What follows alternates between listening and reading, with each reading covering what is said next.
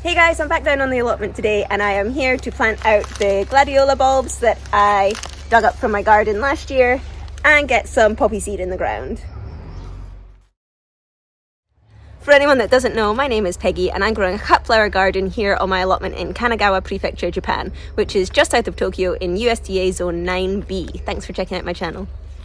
Okay, so I have all these Gladiolus bulbs that I dug up from the garden a few weeks ago, separated out.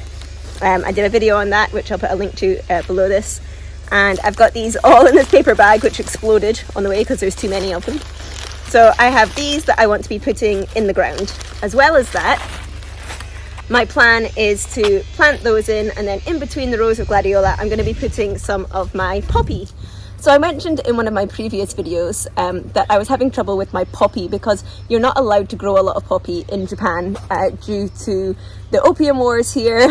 They still have rules regarding that. So anything that could potentially be used to make opium, I'm not allowed. So the likes of the breadseed poppy that I know a lot of flower growers grow because they want the nice big seed pods that they make, not allowed to grow them. And I was really unsure because the rules are a bit shaky. I was unsure about what I could grow and what I couldn't grow. So for safety, I just went with, if it's made by a Japanese company and sold by a Japanese company, I'm guessing it's okay in Japan. That did seriously limit my choice, but I got enough. So the ones that I really wanted were the Iceland poppy.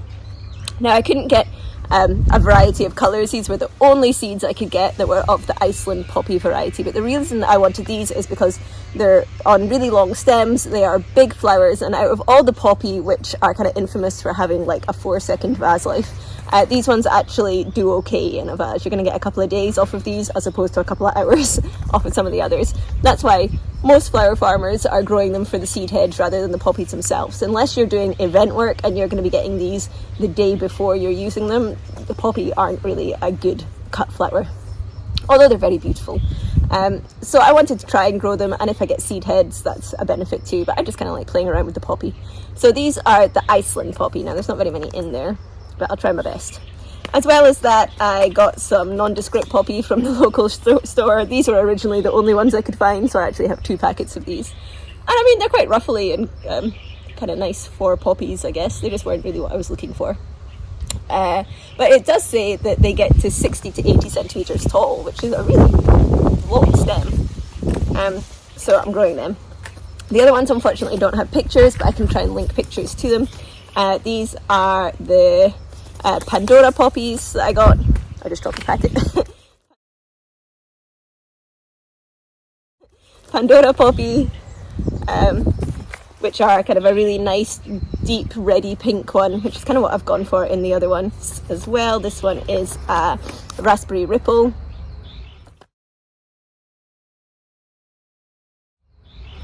And the last one I've got is a pearl grey mix, which are really nice kind of soft kind of grey silvery purples, and a little bit of pink in there as well. So I'm most excited about those ones. But my plan is to put them in here behind where my chrysanthemum are growing. I'm going to do a layer of Gladiolus, layer of poppy, layer of Gladiolus, layer of poppy. That should mean that the poppy can fill out enough to give me some stems, and then later when the poppy have finished, because these come up quite early, when these finish, the Gladiolus should be starting to come up as well. So I'm hoping that this will be quite good companion planting and make the most of the space in here. First, I need to weed it though. It's early evening and the mosquitoes are out in force. I haven't got any on my face this time.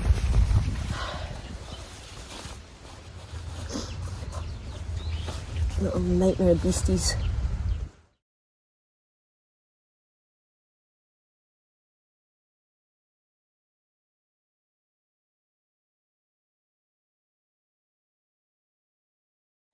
So I'm not actually going to turn the soil. I mean, I'll have to dig trenches to put the bulbs in, but I do want to try and break up the compression a little bit, because where I've been walking along the sides, it does get really compressed. So I've got my Japanese hoe, and I'm going to go in and just give the a little bit of movement to the soil and get some air in there.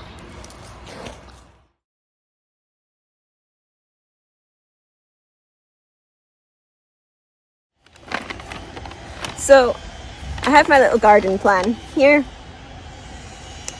and according to this, the place I want to put my Gladiola is going to be where my zinnia are, the same row. Now, as you can see, my zinnia are getting really tired. They're coming to the end. They're not going to be around for much longer. But for next year, I've got the bunny tails in at the front there. I've also planted some allium at the front here as well. Then I've got my sea holly, orangium, if that's how you want to pronounce it. My sea holly, which you can see has already started to bush up here behind me. That's this big one. Then this is where I had one of my echinacea and one of my scabious come through last year. So I've made this my echinacea and scabious row because I'm growing more of that. I've got another 2 types of echinacea. I've got a kind of strawberry pink cupcakey looking one, and then a much lighter pink one. My one that's already in there is the green twister.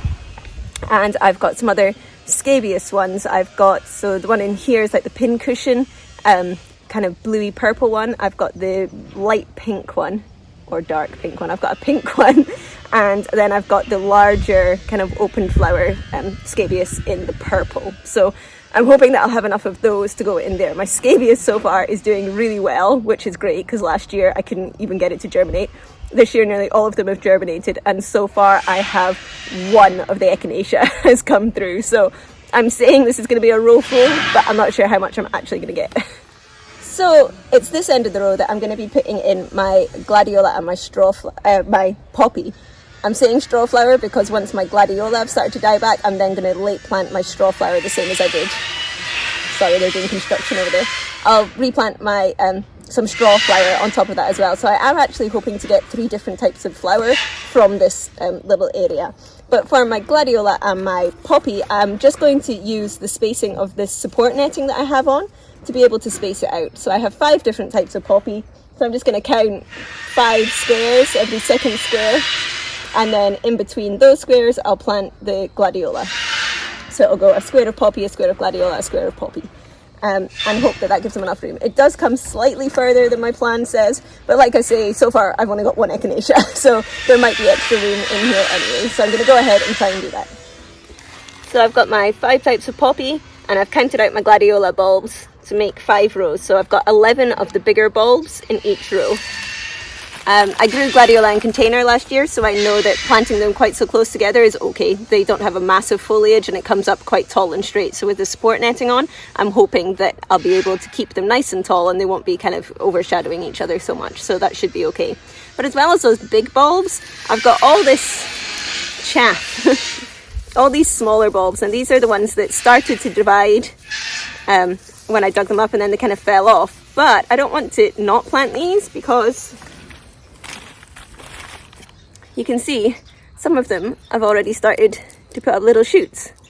So when you buy gladiola, they tend to come in different bulb sizes. You can get A, B and C, or 1, 2, 3, whatever. And the biggest bulbs obviously are the more expensive, but gladiola can get absolutely huge. And for cut flowers, that's not really what I'm looking for. So I am actually okay with the smaller bulbs, hoping that they're going to give me slightly shorter and more manageable flowers. These ones, they might not give me flowers, it might just be foliage this year, but hopefully they'll give me flowers the following year, because in 9B, I'm just going to be leaving these in the ground. So obviously if you're growing these in your garden for a display, it would be nice to have the huge, big, tall ones, but for me, that's not what I'm looking for. So I'm going to plant these little ones in between the bigger bulbs and just see what I get. And it might be that I get a lot of foliage and no flowers, but then by next year, the bulbs will have developed more and I'll get a lot more gladiola in 2 years' time. So I'm going to be scattering these little ones in between the bigger ones.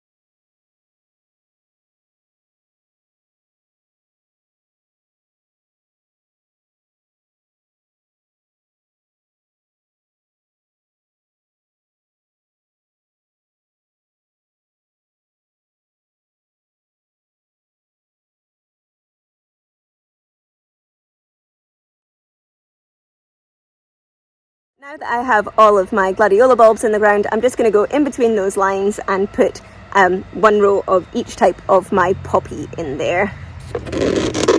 So you can see this is gladiola and gladiola, so I'm going to come right in here, quite shallow, and put a row of poppy seeds. 1, 2. I'm going to start with my Icelandic because they're the ones I'm most excited about. The poppy seeds are absolutely tiny, like this, and I am just going to put them all in. Okay, next I'm going to do my pearl ones, these kind of grey pearls.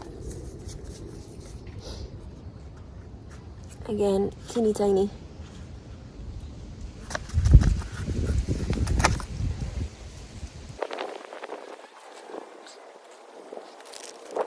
Next is Pandora.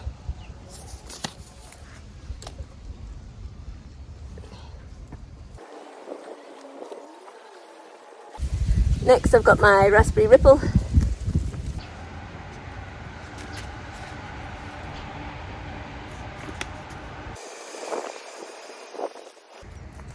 And then lastly, these ones. Okay, poppies in. So this vine I put in was getting so big and there was just no flowers coming, and I was thinking, when are they coming, when are they coming? And then just this week it's kind of exploded with all these little flowery bud things. Now these should get much bigger and fill up, but there are so many of them all down here. My camera's being funny and not focusing for you. So many of these little claws hanging off and they're coming up all down this side as well. So I'm hoping that I'm going to have some of them to go with the very last of my dahlia that you can see are still blooming over here, and my straw flower, of course, which are looking great.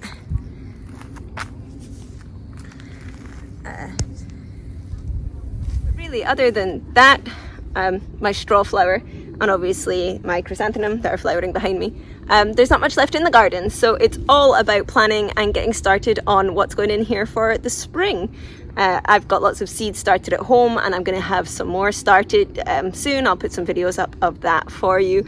And then once I decide which dahlia, I've done a review of my dahlia for the season, and I'm going to pull out some of those tubers because some of them weren't what I was wanting and they take up a lot of space in the garden. So I'm going to be changing my dahlia about a little bit. I'm also going to be splitting some of the dahlia that I really liked so that I get more of those next year.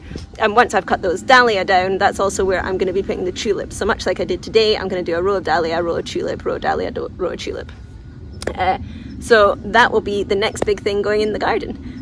So if you followed along this far, thank you so much. If you like what you see and you want to follow along and see how all these flowers do, then please remember to hit the subscribe button below. If you want to see what I do with all my cut flowers, plus more regular updates, you can check out my Instagram, which is from Witch's Garden, and there is a link to that below. And I will see you guys next week. Bye.